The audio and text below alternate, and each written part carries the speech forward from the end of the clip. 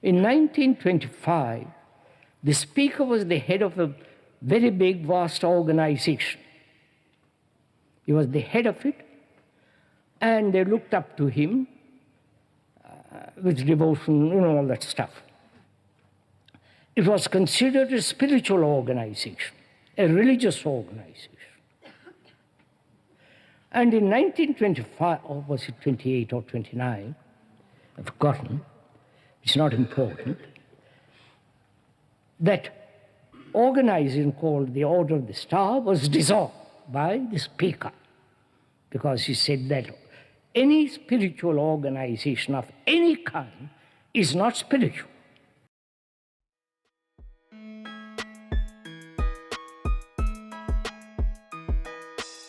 I wouldn't go for a single day from 9 to 5 for anything. I might die, but I wouldn't do that. What we are trying during all these discussions and talks here is to see if we cannot radically bring about a transformation of the mind. Not accept things as they are, nor revolt against it. Revolt doesn't answer a thing.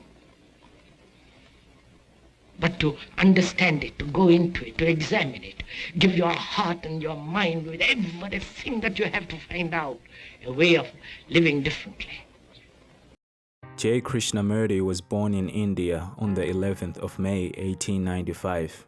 When he and his brother were young, they were adopted by Annie Besant, who was at the time the president of the Theosophical Society, whose mission, according to them, is to serve humanity by cultivating an ever-deepening understanding and realization of the ageless wisdom, spiritual self-transformation, and the unity of all life. Annie Besant and other theosophists proclaimed that Krishnamurti was to be a world teacher, which the theosophists had predicted to be coming. In preparation for his coming, an organization called the Order of the Star in the East was formed, and the young Krishnamurti was made to be its head. In 1929, however, Krishnamurti renounced the role that he was expected to play and dissolved the Star with its huge following, and returned all the money and property that had been donated for his work. On August 3, 1929, the opening day of the annual Star Camp in Ulmen, Holland, Krishnamurti dissolved the order before 3,000 members. On that day, he said, "We are going to discuss this morning the dissolution of the Order of the Star. Many people are delighted, and others will be rather sad. It is a question neither for rejoicing nor for sadness, because it is inevitable, as I am going to explain."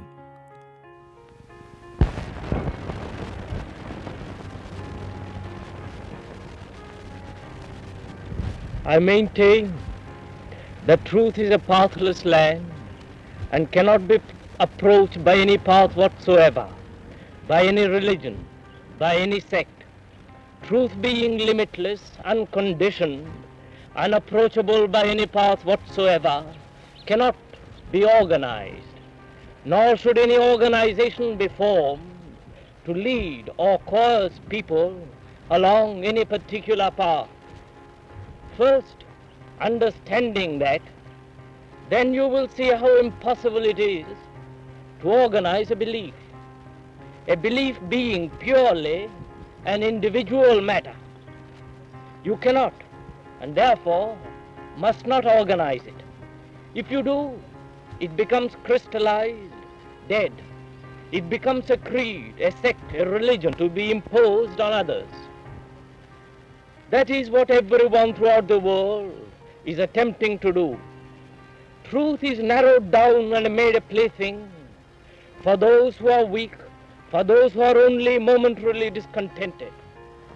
Truth cannot be brought down. Rather, the individual must make the effort to ascend to it. You cannot bring the mountain top to the valley.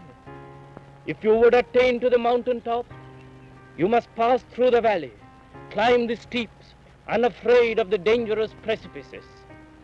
Organizations cannot make you free or develop the inner man.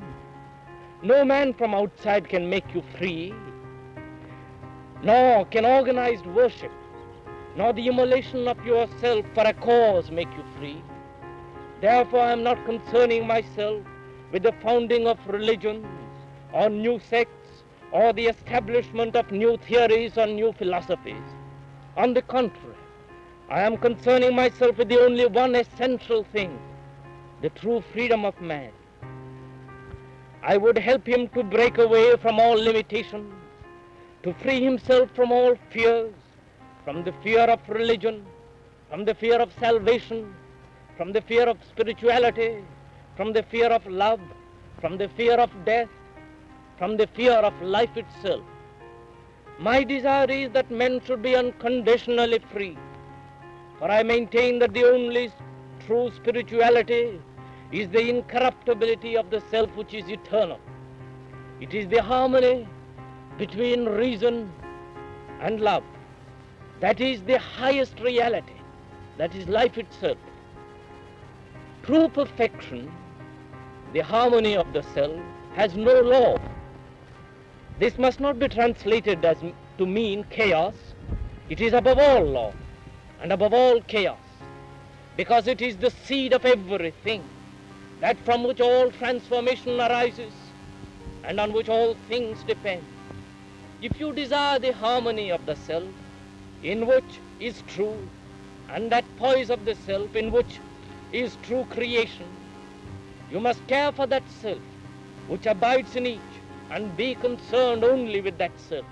He then told a story about the devil and his friend to illustrate what he was saying. He told this story many times since then. Two people were walking down the road. They were friends. And I've been talking about the world and so on. As they go along, one of them sees something on the pavement, picks it up, and says, the very looking at it transforms him. And the other fellow says, "What have you found? What was it that made you so extraordinarily beautiful suddenly?" He said, "I picked up truth." And the fellow said, "Marvelous. Let's go and organize it." First, sir, begin with ourselves, not what kind of governments will be, who the chief treasurer will be, how many parliamentary governments you fought for. First, let's begin with ourselves. He said that the first reason why the Order of the Star should be dissolved was because truth is a pathless land and you can't approach it by any path whatsoever, by any religion or any sect.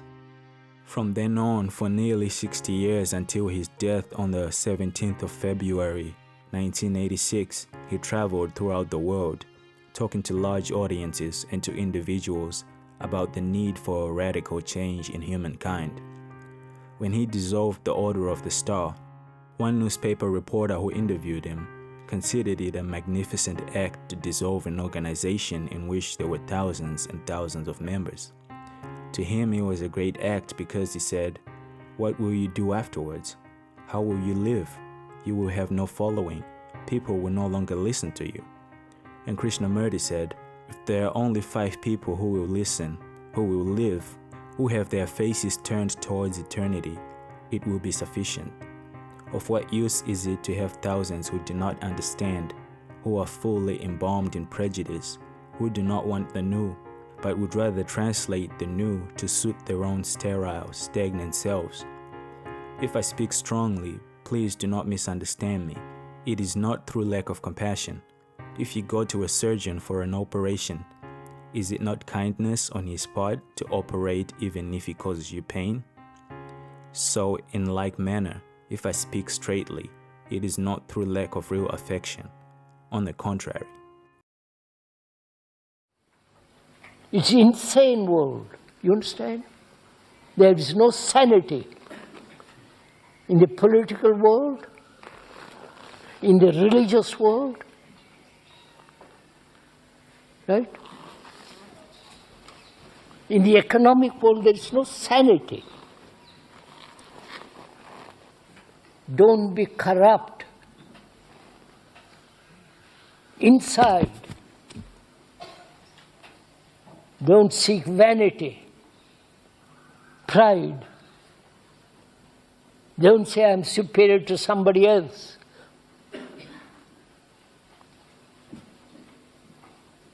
You know, you learn a great deal when there is humility.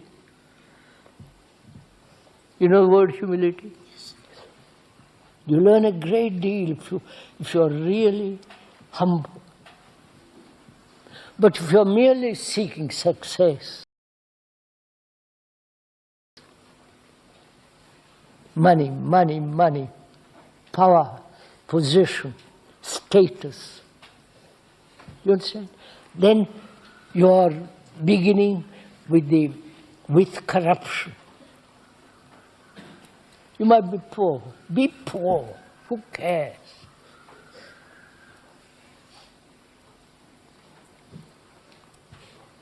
That's why it's important for you, for all of you, to find your own talent and stick to it, even though it doesn't bring you success, fame, and all that, which is all nonsense anyhow, because we're all going to die. You understand, old boy? While you live, live. Not with all the rubbish that's going on.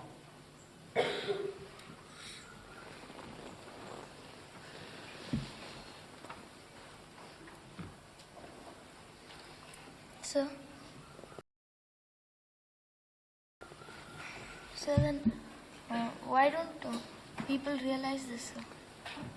Because they don't think, they don't feel, they are thinking about themselves all the time. Their job, their administration, their work. You understand? They're not interested in this. Very few are.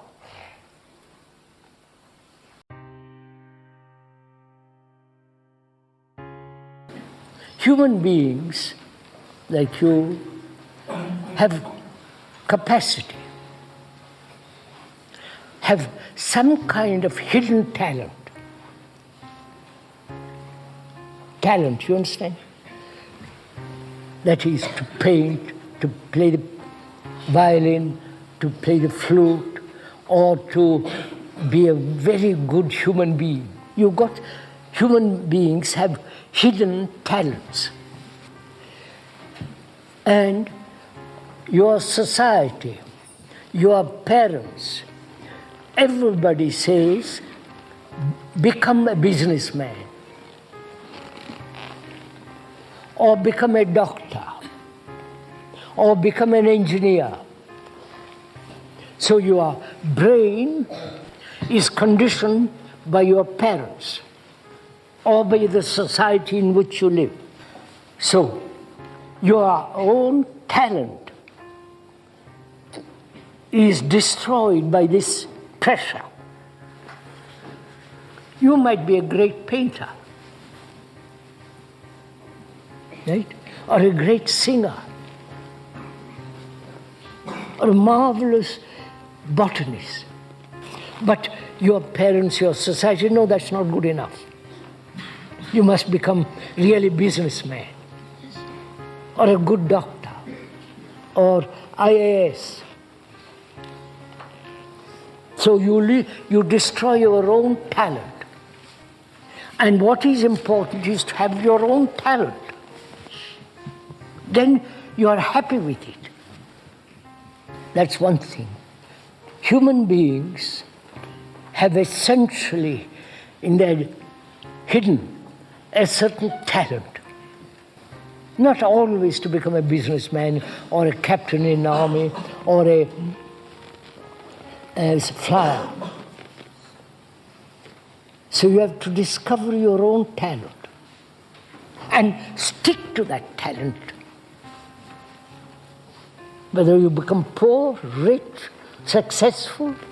So, but it, you can also be a businessman, and by the side of it, you can also sing. What? So you can also be a businessman, and by the side of it, you can also sing or paint or whatever. You are clever boys. You see, you have really trained these boys beautifully. They say you can become a businessman or a general or an army captain and also paint. You follow how his brain is working? You're quite right, Simon. Then you do neither think properly, fully, happily. Why, sir? Because you're torn between the two. So, it's very difficult also to discover your own talent. And it might not lead you to success. Doesn't matter then. You understand? Then you don't mind not having much money. Because you've got something in yourself.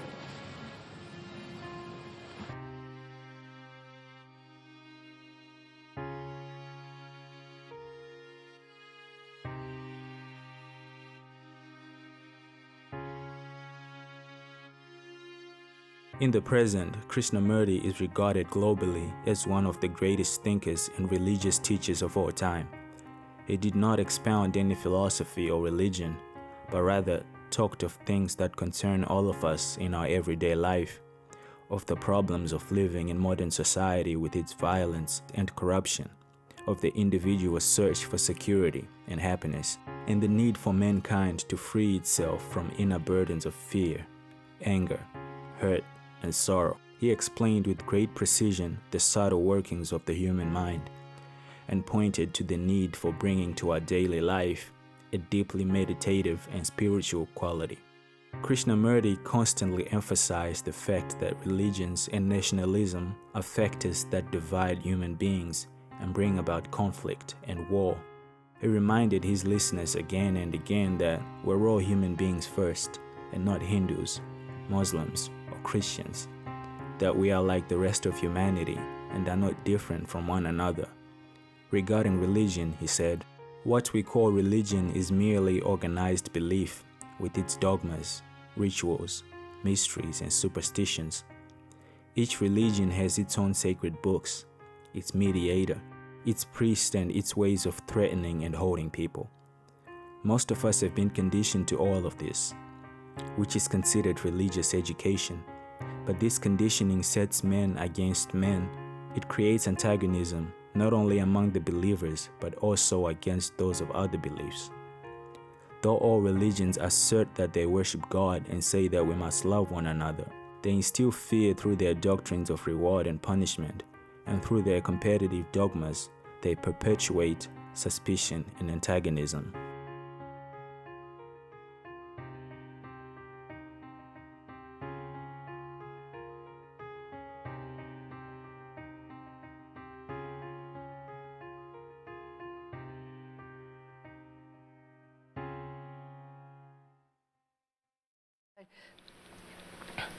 You see, sir,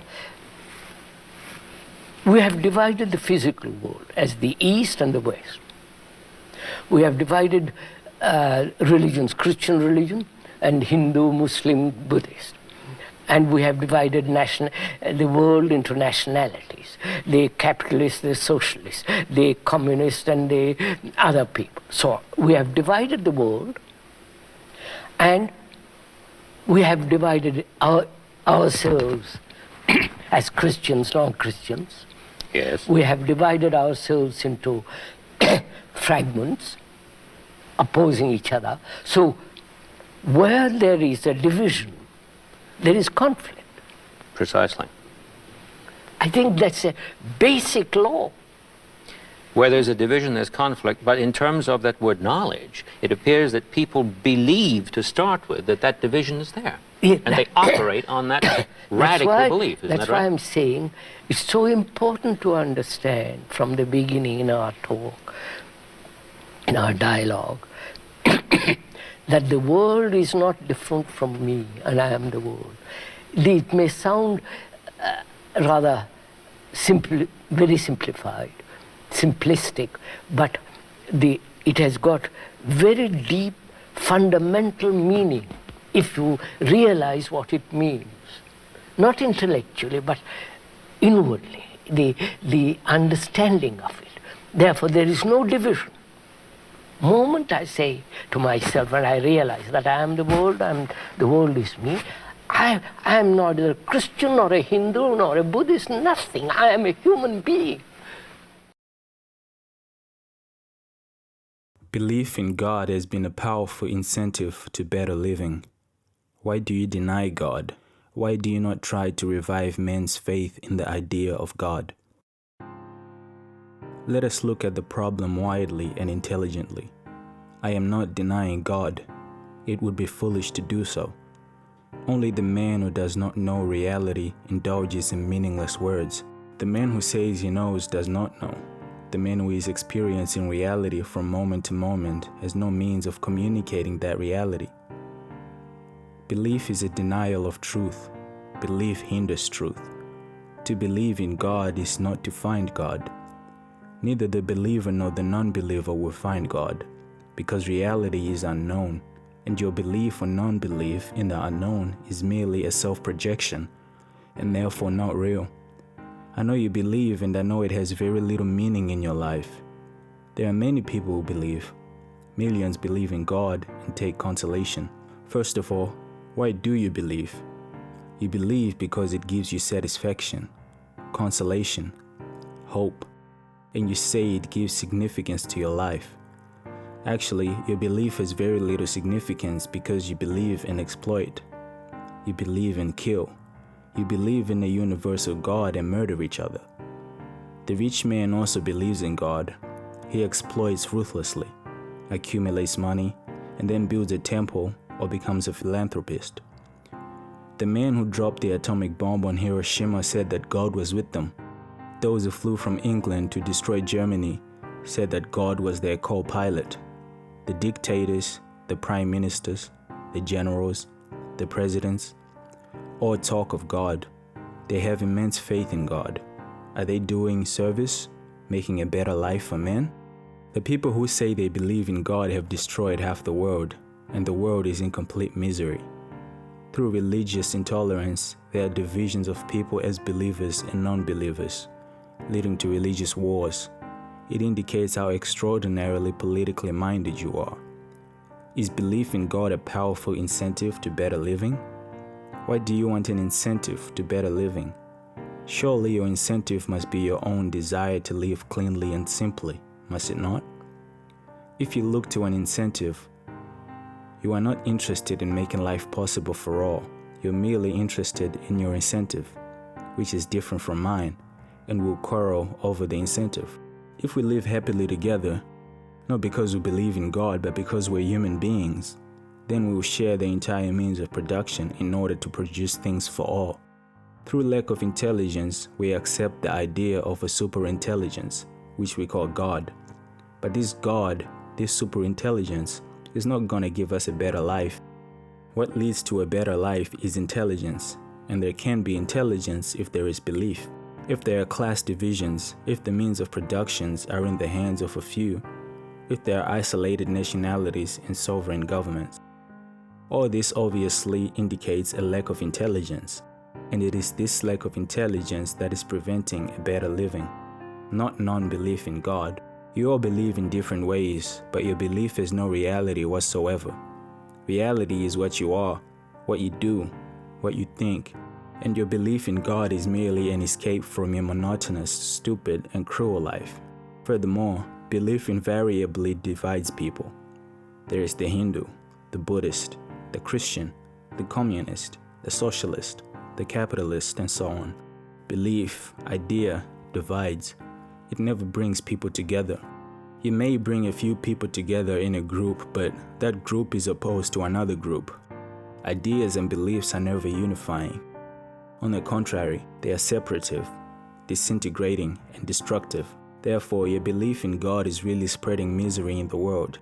Though it may have brought you momentary consolation, in actuality it has brought you more misery and destruction in the form of wars, famines, class divisions, and the ruthless action of separate individuals.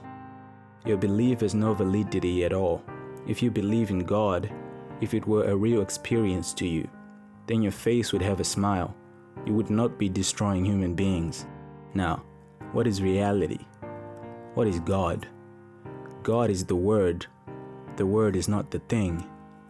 To know that which is immeasurable, which is not of time, the mind must be free of time, which means the mind must be free from all thought, from all ideas about God.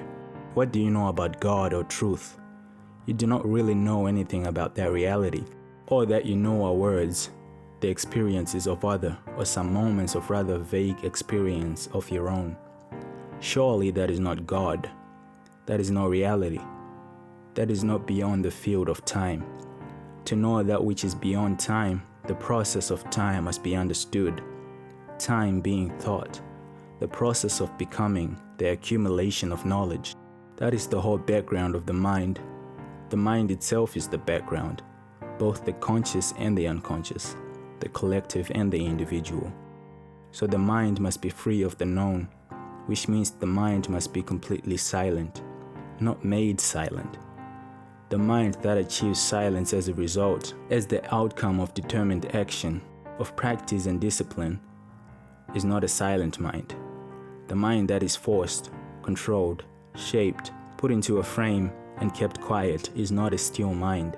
You may succeed for a period of time in forcing the mind to be superficially silent, but such a mind is not a still mind.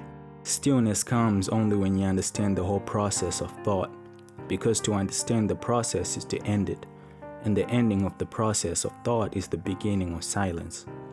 Only when the mind is completely silent, not only on the upper level, but fundamentally right through, on both the superficial and the deeper levels of consciousness, only then can the unknown come into being. The unknown is not something to be experienced by the mind. Silence alone can be experienced, nothing but silence. If the mind experiences anything but silence, it is merely projecting its own desires, and such a mind is not silent. So long as the mind is not silent, so long as thought in any form, conscious or unconscious, is in movement, there can be no silence.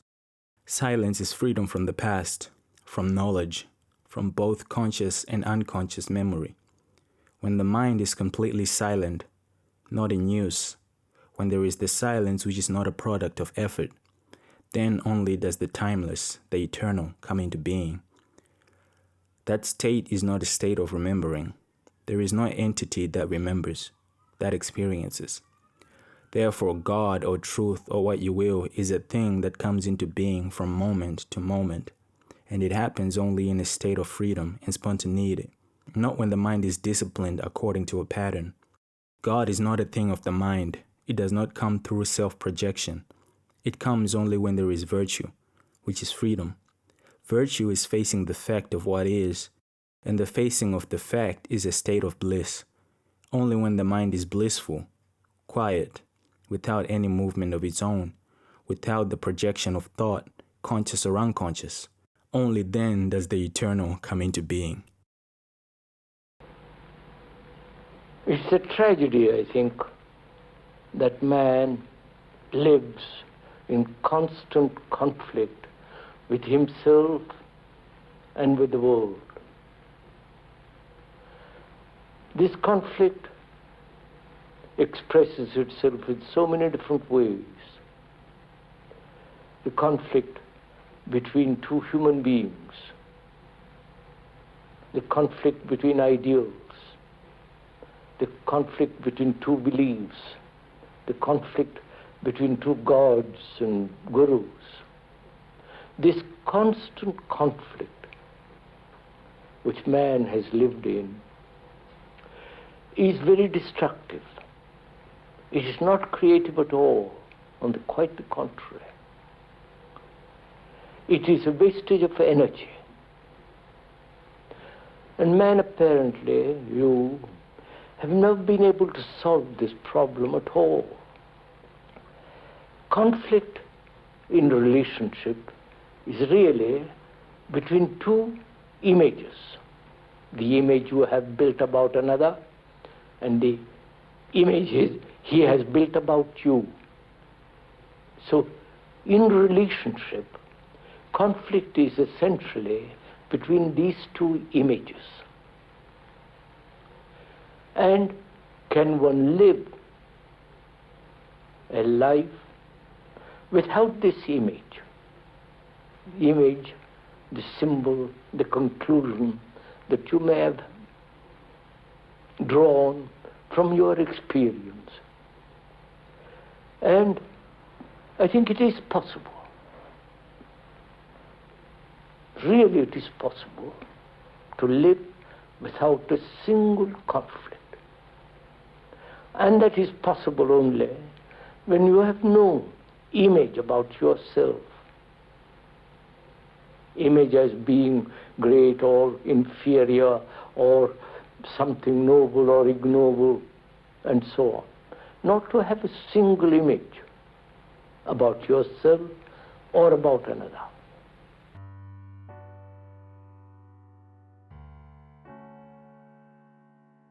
This image making, I see the tremendous danger in it. So I ask myself, can this end?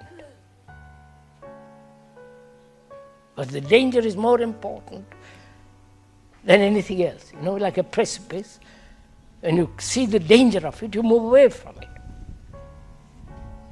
When you see a rattler, you move away from it. So one sees the danger of it, which is, why does the thought create these images? That is, I'm asking, why thought, which is, my wife said something to me yesterday, nagged me, bullied me, was happy with me, gave me some comfort when I died, etc., etc. And that has built an image. And that image, I live according to that image. And she does too. And I say to myself, why does thought do this?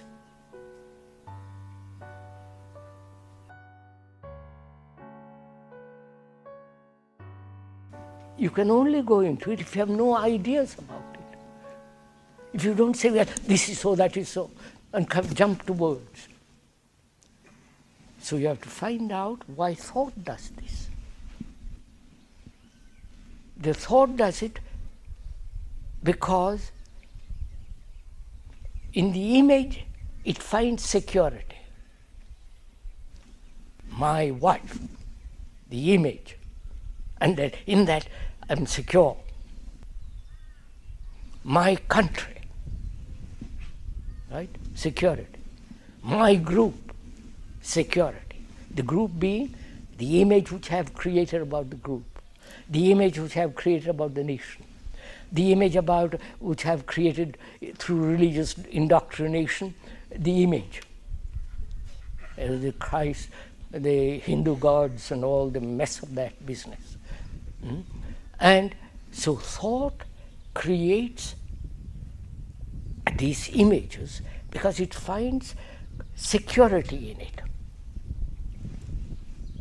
Whether that security is in neuroticism, neurotic beliefs, neurotic or some beautiful, fanciful image, it is still the same. So thought finds security, it wants security. Why? Part of Krishnamurti's teaching, and he told all of us this, he said, you must not be dependent. You're all dependent. You've been dependent on me, and that mustn't be. And he would put it to me straight between the eyes. He said, are you dependent on me? Meaning psychologically and emotionally. And I was able to reply, no, I'm not. In public, when he spoke, was an extraordinarily compelling figure. Without doing anything, he riveted the attention of a vast number of people and did it without just being the way he spoke. There was an authority, which was not the kind of authority that one sees in other people. It was the authority of someone who's speaking about something that he sees very clearly at a great depth.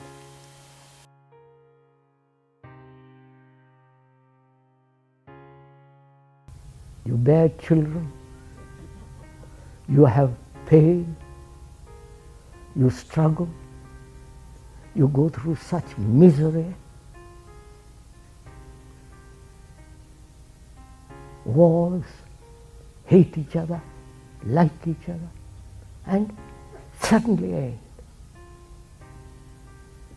So one says, then what is the meaning of living? You're following all this? One is always asking, again please listen, one is always asking what happens after death. We are asking quite a different question. What is before death? Not what is after death. You understand what I'm saying? What is before death? Which is your life, right? What is your life? Go to school, college, university, get a job, live, man and woman live together, sex, he goes off to the office, she goes off earning some more money, bear children, pain, anxiety, each man fighting. You following? Going to an office for the next 50 years. What a life you lead.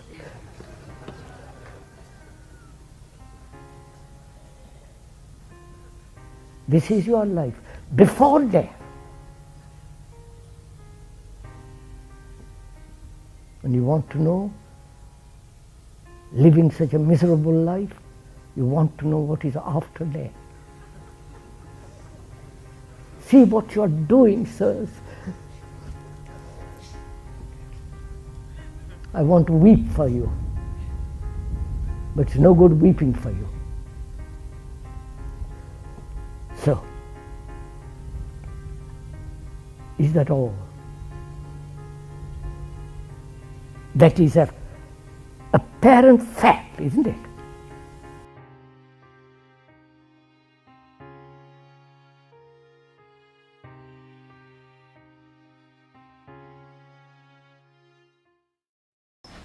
It is said that the income from your books does not go to you personally.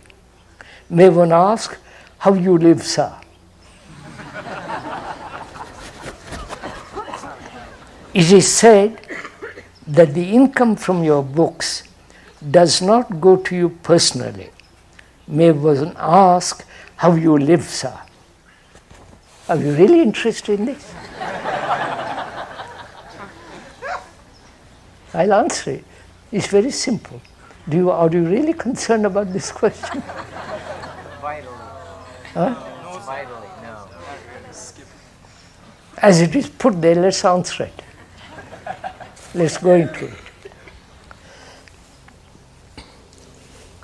Personally, I have no money. I don't want it. I've been offered castles, estates. I've been asked going to the cinemas. They've offered me a great deal of money. I don't like, I have no money. So what has happened is, to put it very, very, very simply, when I go to India, the foundation there looks after me. For my clothes, laundry, food, doctor, if I'm ill, and the travels there. I travel all over India. Then I go to Europe, the European Foundation, that's English Foundation plus France and so on, they support the K. And when I come here, they do exactly the same thing. It's very simple. Is that answered? Yes. Right.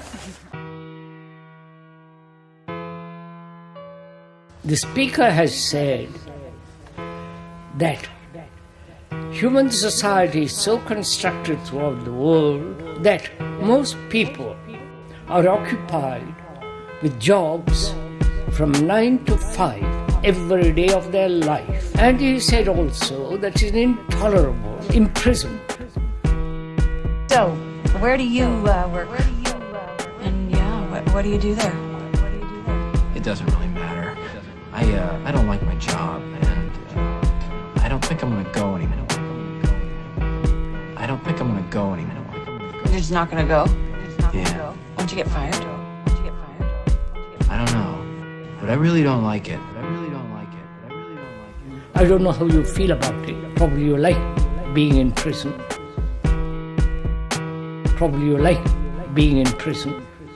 But I really don't like it. What shall we do?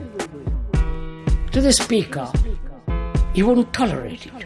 You're just not gonna go? Yeah. For the speaker, I'd rather do something which would be pleasant, helpful, and necessary.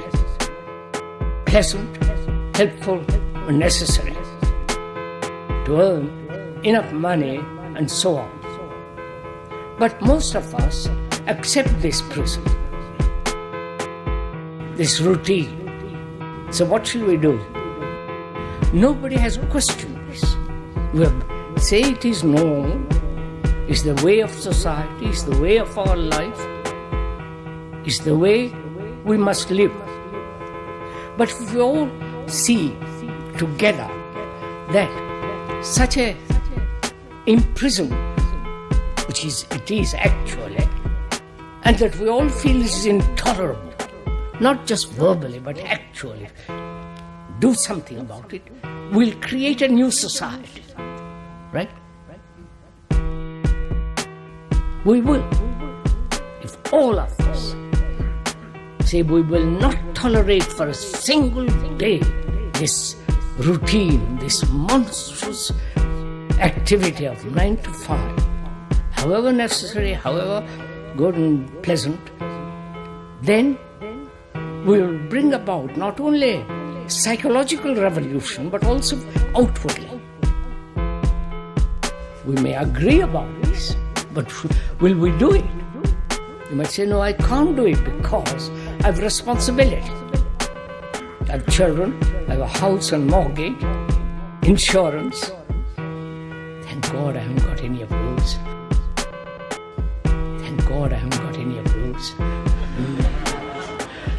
And so you might say, well, it's easy for you to talk about all this.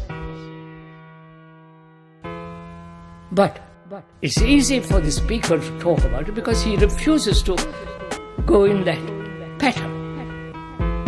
From boyhood, he refused it. Now, if we all consider that such a psychological as well as physical revolution of this kind, not bloody and all the rest of it, then we'll create a quite a different society, won't we? So, you want others to create the society and you can then slip into it. That's what we're all waiting for. Few struggle, work, create, and refuse to enter into this rat race. And the others say, yes, after you have constructed that what you think is the right society, then we'll all join. But we don't do it together. That's the whole problem. So you're gonna quit? Nuh-uh, not really. I'm just gonna stop going. I'm just gonna stop going.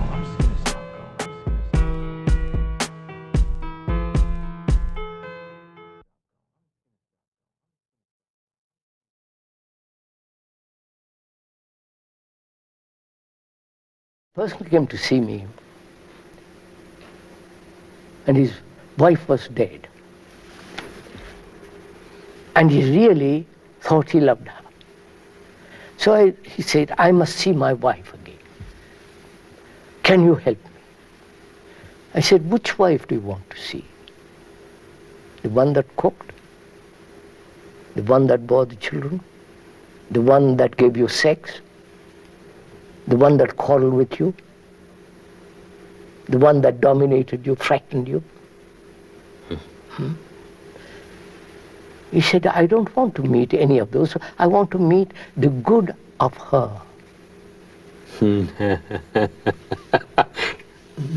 You follow, sir? Yes. The image of the good he has built out of her. None of the ugly things, or what he considered ugly things, but the idea of the good which he had culled out of her, and that is the image he wants to meet. I said, don't be infantile. You're so utterly immature when you have slept with her and got angry with her. All that you don't want, you want just the image which you have about her goodness.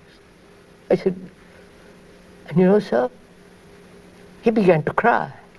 Really cry for the first time. He said, afterwards, I have cried when she died.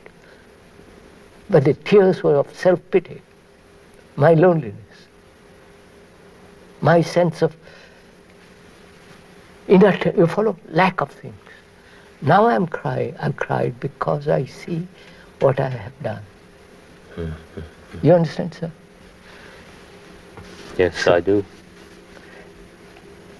How can you love when you are concerned about yourself? Right? Your problems, your ambitions, your desire for success, your desire for all the rest of it. You first and the other second. Or the other second and you first and you second. It's the same thing. Love cannot exist when there is jealousy. Love cannot exist when there is attachment. Is it possible for me to be free of attachment? That's the dialogue. Then I'll have a dialogue with myself. Shall I? And you listen. We are saying that, sir, I'll have a conversation with myself, my dialogue with myself. I realize by listening to this that I don't love. That's a fact. I'm not going to deceive myself. I'm not going to pretend to my wife I love you, or to the woman or girl or boy. Now, first of all, I don't know what love is. I don't know what love is. But I do know that I'm jealous. I do know that I am terribly attached to her.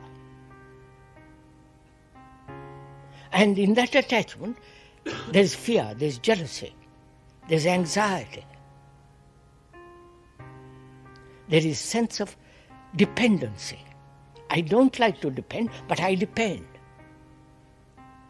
Because I'm lonely and I'm shoved around by society all over in the office, in the factory, and I come home, I want to feel comfort, companionship, escape from myself. So I'm dependent, attached to that person. Now, how am I, I'm asking myself, how am I to be free of this attachment? Not knowing what love is. I won't pretend love of God, love of Jesus, love of Krishna, all that nonsense. Throw it all out. I've thrown it all out. So I'm saying, how am I to be free of this attachment? I'm taking that as just an example. First of all, I won't run away from it. Right? I don't know how it's going to end up with my wife. You understand? When I am really detached from her, my relationship may change to her. She might be attached to me, and I might not be attached to her or to any other woman. Please, you understand? It isn't I want to be detached from her and join another woman. That is silly. So I said, I'm having a dialogue with myself.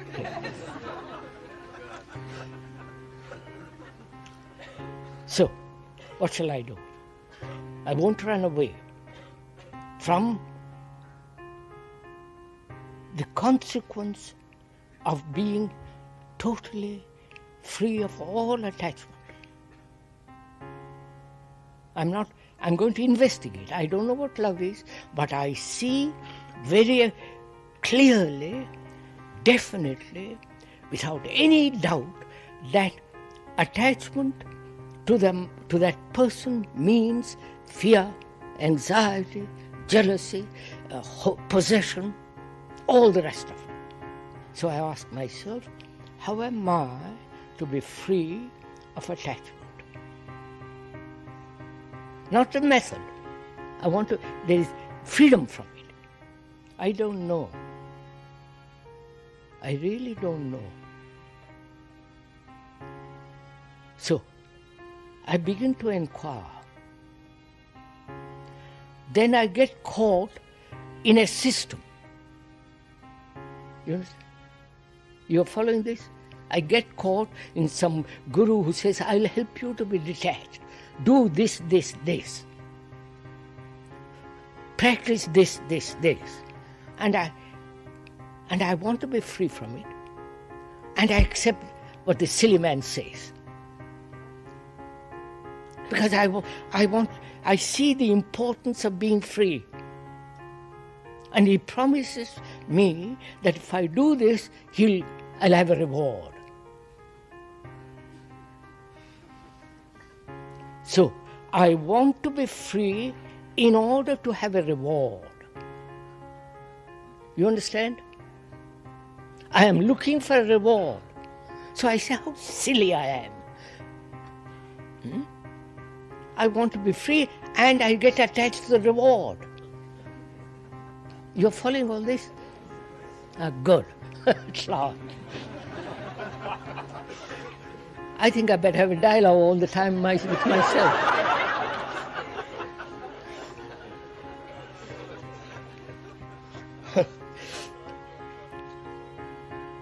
So I represent the rest of humanity. And I really mean it. Therefore, when I'm having a dialogue with myself, I'm in tears. You understand? Not like you smiling.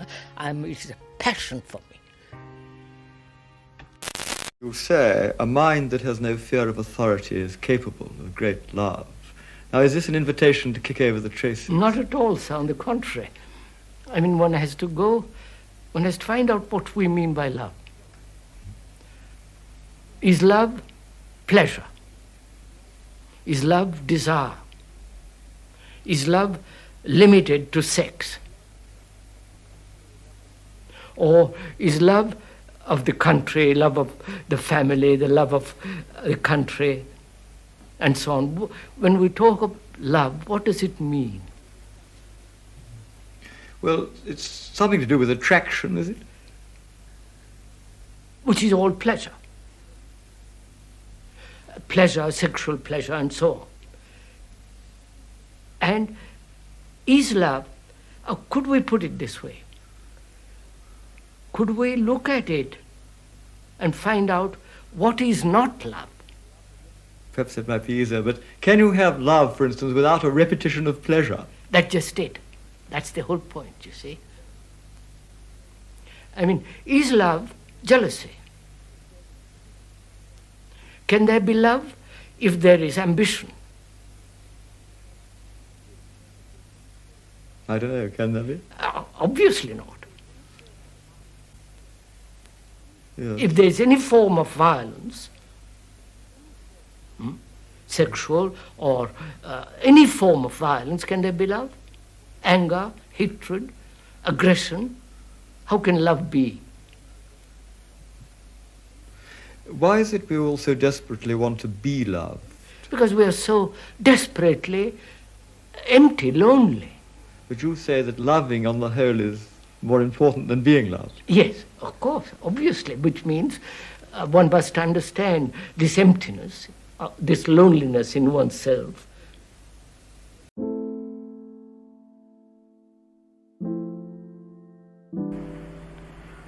We all want to be loved, especially by one.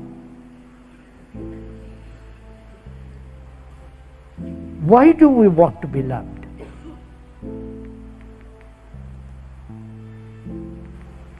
What is the cause, the root, or the motive wanting to be loved? You understand my question? God forbid, but I want to be loved by you. Why?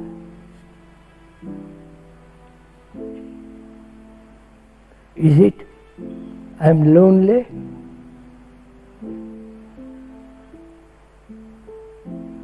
Is it that I feel if I'm not loved, I have no raison d'etre to live? Is it that if I'm loved, I feel I can flower, grow, be happy and all that? Right? Is it that in myself I'm nothing, but when you love me, I become something? You're following all this? Please, this is your life, not my life. So please listen to this. So there is a cause which makes me say I want your love, right? There is a cause. There is a motive. There is a background which says I must have that. Human beings, through their self-centered activity, bring about loneliness, right? Is that one of the causes of the desire to be loved? As long as there is a cause, the effect is to demand that you should love me, right? So can I understand the cause and be free of the cause? I am lonely, depressed, isolated, and feel desperately unhappy. And if you love me, I see by you everything is so beautiful. So my demand, my desire, my longing is based on loneliness, demand for companionship with whom I can talk, unfold all the rest of it. So there is a cause, right? Now, do I see the cause? Actually, the cause is I am lonely. I'm taking that one instance. I am lonely. And I want you to love me, for God's sake. And you don't. You turn away from me. Either commit suicide, right? Or I become full of anxiety, right? Depressed, more depressed than ever. I then escape from myself, football, church, new guru, or the latest literature, the latest picture, talk about it, right? So, is the cause of loneliness seen?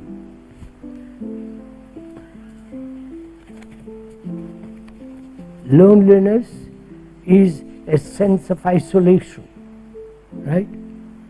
The isolation comes into being as long as I'm self-centered, thinking about myself. I'm unhappy, I want you to love me. You follow?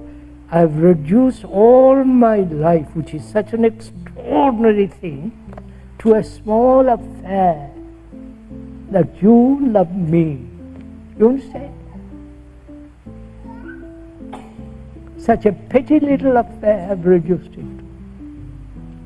And being isolated, I'm unhappy, and I wish you would crave for you to love me. When the brain is caught in such anxiety, such anguish, it can't think clearly, can it? Right?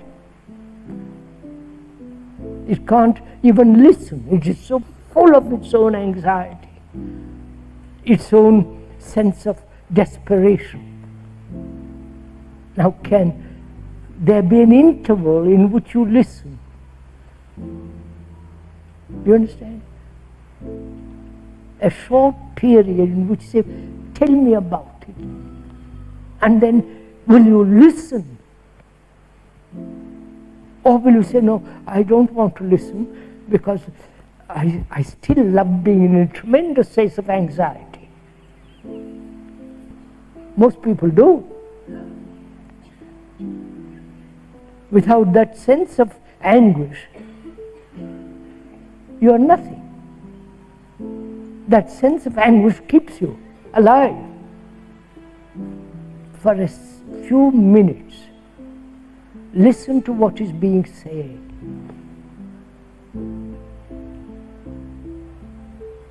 Or you love your anguish so much you don't want to listen. As we were saying the other day, if you really listen with your heart, with your mind, with all your being,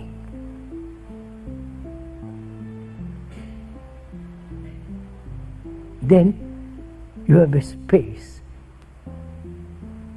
Your brain becomes quiet. Then you listen. Then that very listening is like a seed that's being sown. Then you don't have to do a thing. It then grows and multiplies. And when you understand, love is not something to be asked for. You don't stretch out your hand to be loved.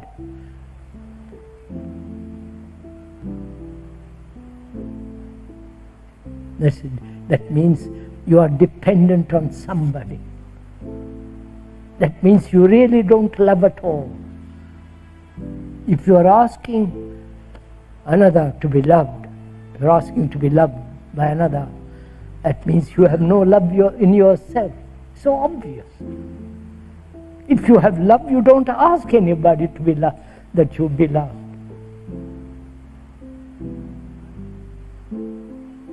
See, we are making ourselves into beggars. That's what's happening. When we go to church, pray, we are beggars. When we want somebody to help us, we are beggars. Or when we depend on books, we are beggars. It may be all right, we are a beggar. But see the consequences of it. You're always depending on somebody else.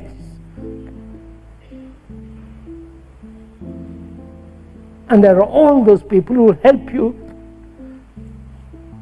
fill your bowl full of their rubbish.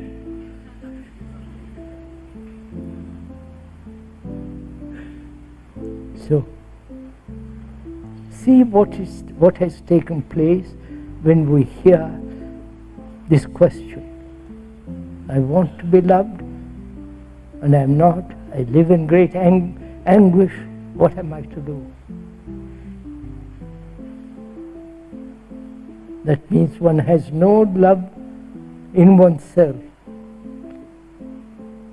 then how can another love you? You understand? If you have no love, and you are incapable then of receiving love. You understand? Love is not a vacuum in a sense of emptiness. On the contrary,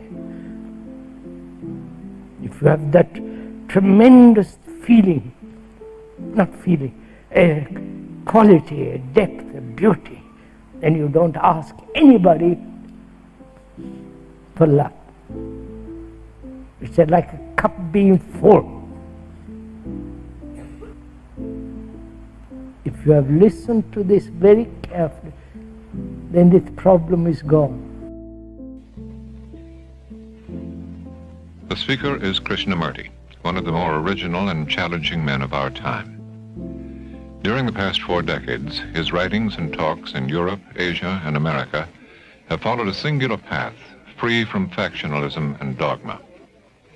This talk, Freedom from Fear, is the third in a series of 8 programs in which Krishnamurti speaks directly to those subjects which most profoundly affect the human condition: love and death, fear, and our discontent.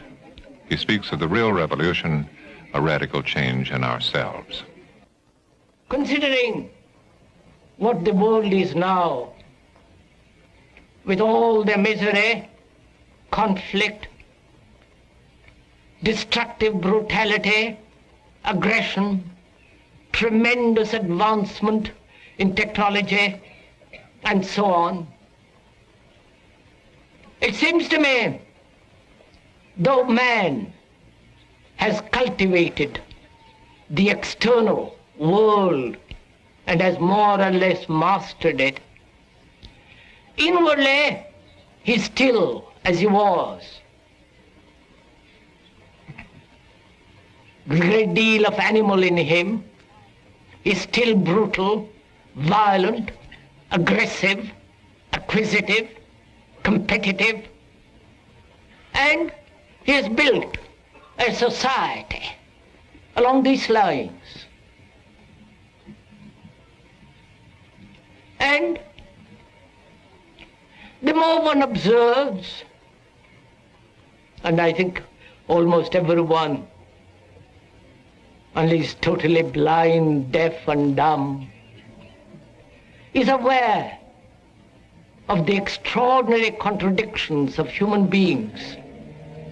And to understand this extraordinary, complex problem of existence, one must have tremendous passion, which cannot possibly be supplied by the intellect or by casual sentiment or emotionalism.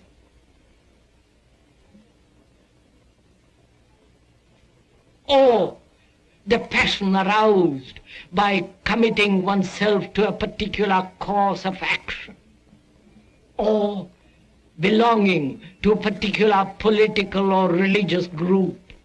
That does give certain quality of intensity, a certain elan, a certain drive. But through it all, there is the demand for gratification, for pleasure. And the whole structure of society, with its morality, with its gods, with its culture, with its entertainment, is based on pleasure. So we hope that you will so listen to what is being said, not hear a lot of words, to a lot of ideas, because ideas and words are not the fact.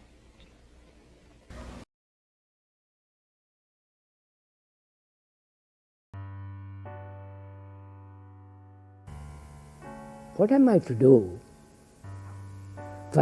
if I live this kind of life? No conflict inwardly. Do you know what that means? When there is no conflict inside, there is no conflict outside. because there is no division between the inner and the outer. You understand? It's like ebb and flow. The sea coming in and sea going out. But when there is this psychologically no conflict, the ebb going out also no conflict. You understand? What shall I do? I have to earn a livelihood. Unfortunately. Personally, I don't.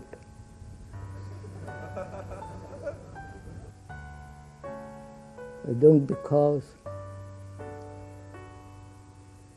I have no problem about earning livelihood. But you have a problem about earning a livelihood. Why haven't I a problem about not earning a livelihood? Because, very simple, I have no problem because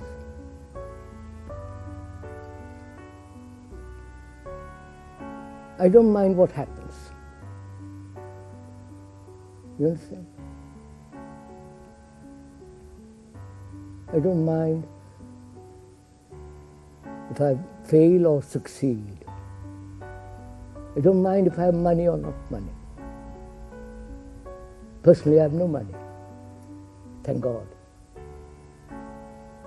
I don't want money. But I need food and clothes and shelter. And if somebody gives me, it's all right.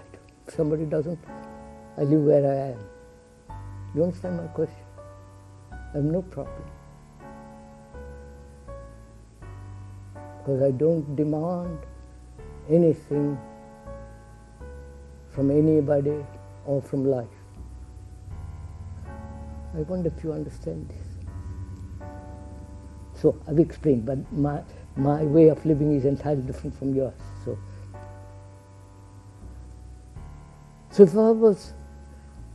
if I had to earn a livelihood, what shall I do? Having psychologically no conflict of any kind. You know what that means?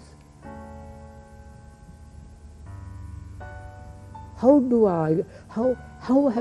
has it happened that I have no conflict?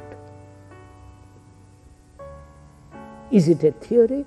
Is it a desire which has been fulfilled? Is it an illusion? Is it something that I have hypnotized myself into? You understand all my questions? Or is it an absolute, irrevocable fact which nobody can touch? It is inviolable, violate. You know what inviolate means? That which cannot be damaged, which cannot be touched.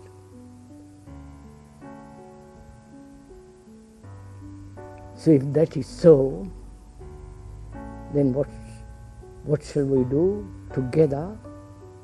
It is together. What shall we do together to earn a livelihood?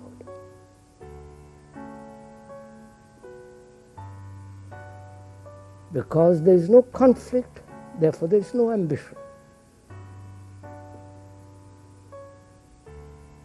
Because there is no conflict, there is no desire to be something. Right? Because there is no conflict, because inwardly there is absolute something which is inviolable, which cannot be touched, which cannot be damaged, then I don't depend psychologically on another. Therefore, there is no conformity, no imitation, and all that. So, not having all that, then I will do what I can in the world. Be a gardener, a cook, anything. You understand me? But we are so heavily conditioned to success and failure. Success in the world, money, position, prestige, all that. And that's what we are struggling for. But if none of that exists, you understand what takes place in a human being?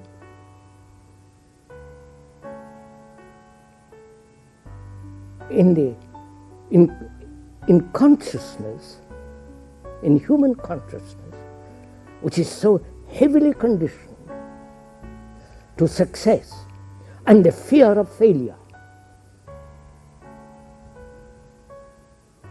to be something not only outwardly but inwardly. That's why you accept all the gurus. Because you hope he will lead you to some illumination, some kind of illusory nonsense. Not that there is not something absolutely true, but nobody can lead you to it. What is death? What does it mean to die? And that is an absolute certainty that we're all going to die. And what does that mean? One has continued from childhood till the moment of death. Continued with one's thoughts, with one's ideas, or new set of ideas, thoughts, trouble, pain, anxiety, loneliness, and all the travail of life. That's what we call continuity. And in that process, time is a factor. And when we die, all the Asiatic world believes, at least some of them, majority of them, including India and so on,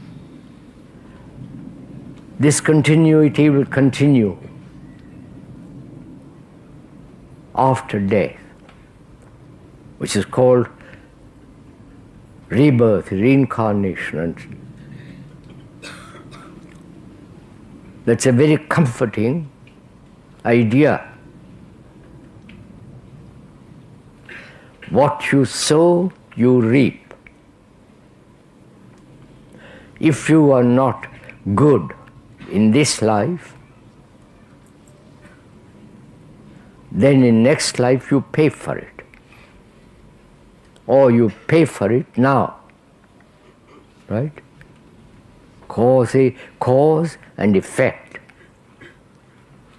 Causation, separate, as though it was separate from the effect. We are saying causation has in it inherently effect. There are not two separate things. I wonder if you get all this. This is not philosophy. It's not some kind of exotic nonsense.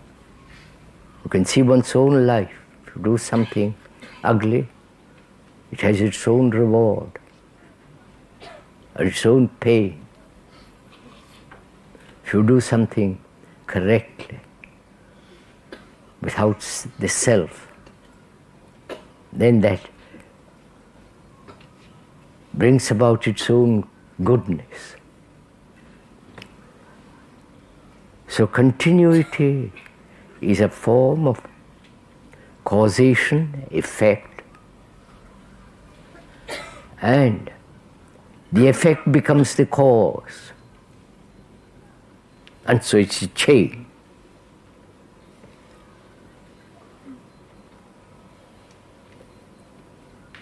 And we're asking, what is death? Biologically, when the brain has not sufficient blood, breath and so, it decays very rapidly. And that is called death, by physical death. Either that is brought about through some kind of disease, natural old age, or some accident.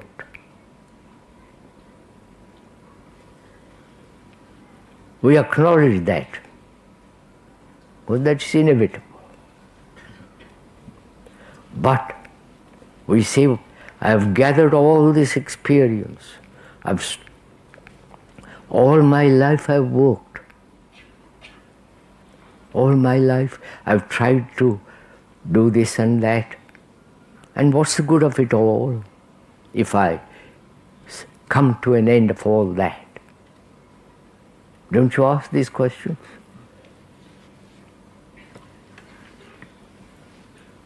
So we have to ask, what is it to end?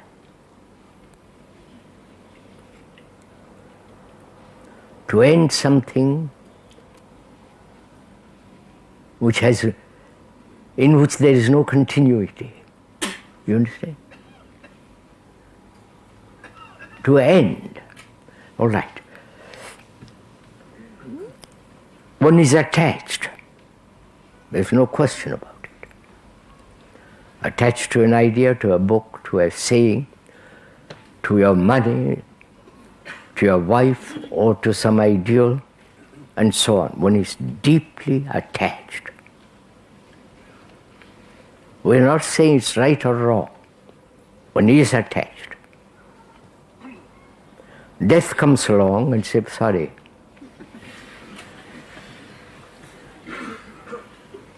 Cuts that attachment.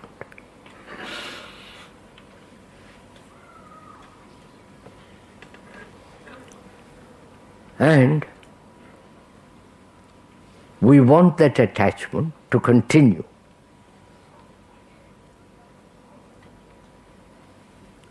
And without it, and when there is freedom from attachment, we feel a bit lost.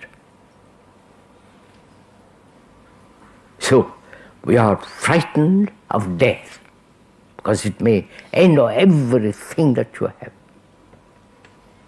Following? And one asks, what have you? At the end of 90 years, I'm asking this of myself.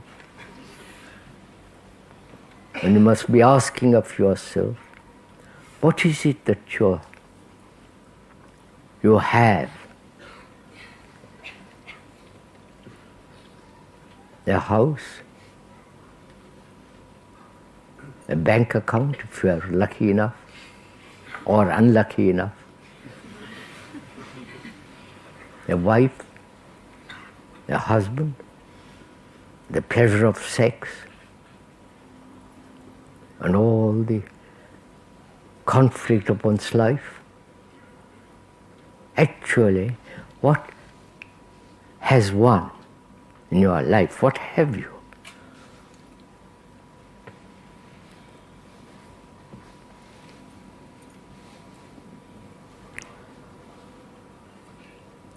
And if one was very, very honest,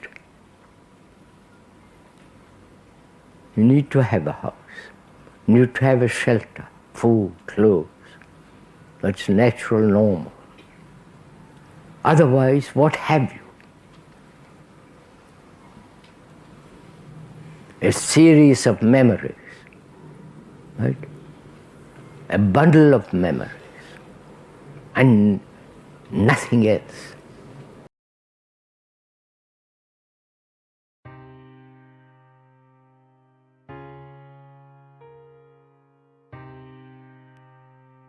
Why do we live so greatly on remembrances?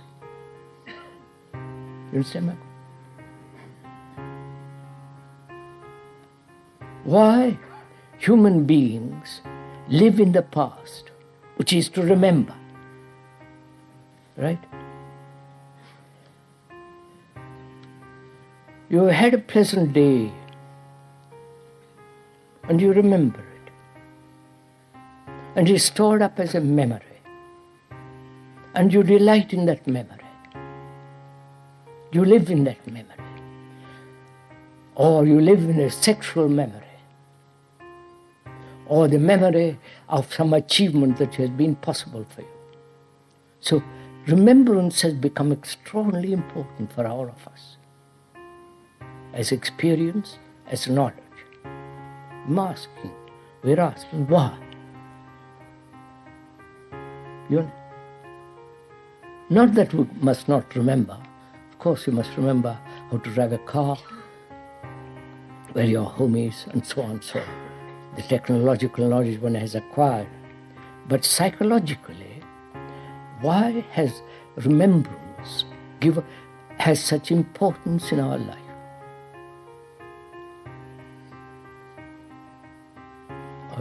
Right? You're asking this question yourself. So what is remembrance? What is the factor of remembrance? There was an incident that was pleasurable or painful, an event that brought a smile or a tear, and that is registered in the brain, right? Natural. This is simple. And that registration becomes the memory. That registration is the remembrance of that delightful event or that painful event. Now the question is, why should we register psychologically anything? You understand my question?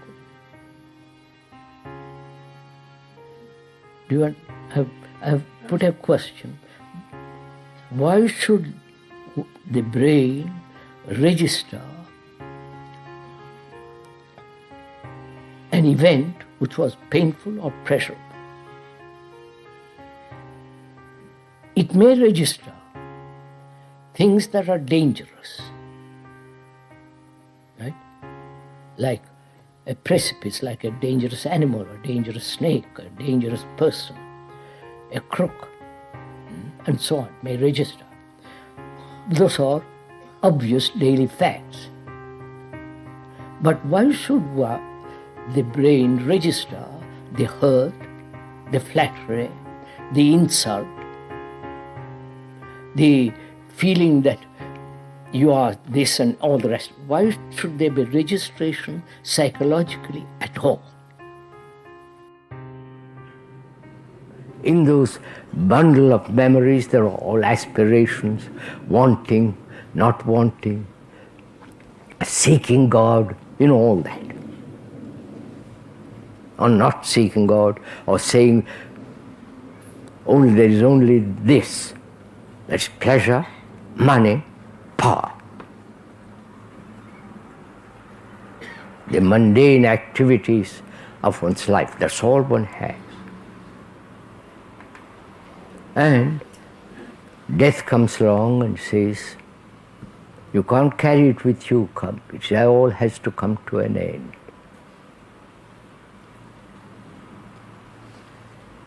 End of that, end of all your memories,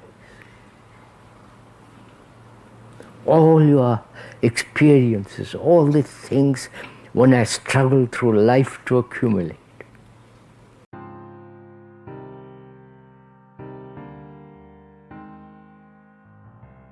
How do you lose the fear of death? You must die every day.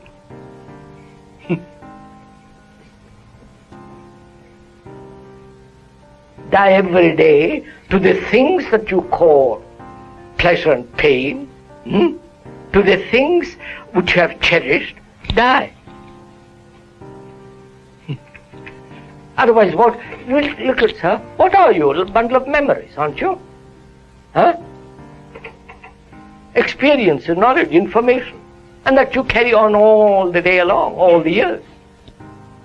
And that bundle of memories keeps the mind very dull, stupid, not fresh. But if you say, well, I'll put away all my bundles,